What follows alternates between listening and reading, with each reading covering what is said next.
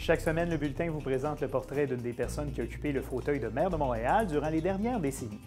Et aujourd'hui, on vous fait découvrir un avocat, député puis ministre qui a été à la tête de la CLIC, un groupe d'élus libéraux qui a pris le contrôle de l'administration municipale et de l'attribution des contrats pendant plus de 10 ans.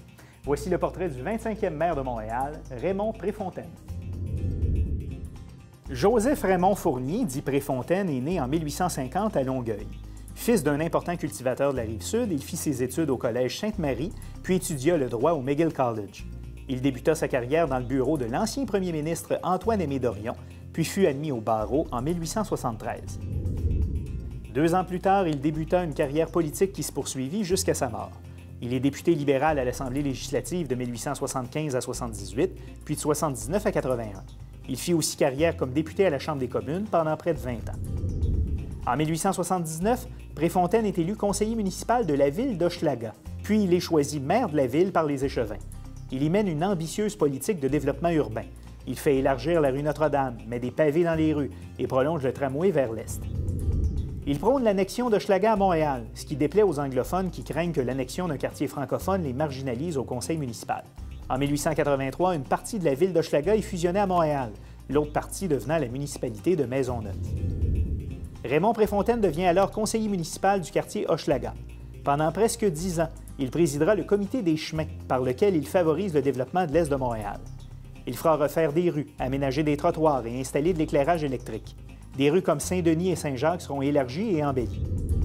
Avec 2 autres libéraux notoires, Cléophas Beausoleil et Henri-Benjamin Rainville, il dominera pendant une décennie la vie politique à l'Hôtel de Ville.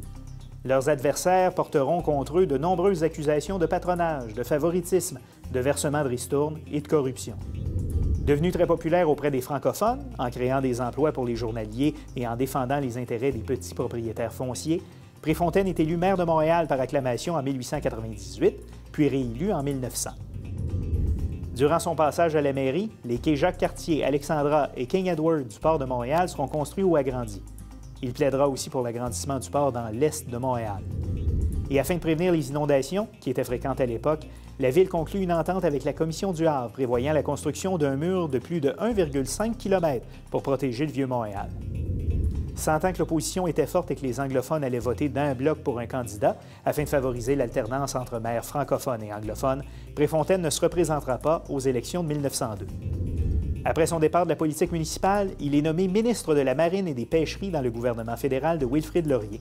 Lors d'une visite officielle en France, il succombe à un problème cardiaque le jour de Noël 1905.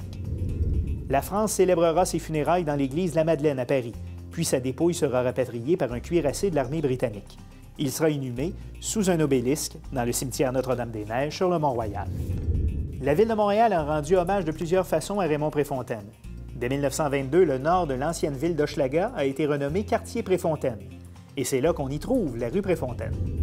En 1953, on donne le nom de parc Raymond Préfontaine à un espace vert situé entre les rues Hochelaga et de Rouen. C'est sur ce lieu que la station de métro Préfontaine sera inaugurée en 1976.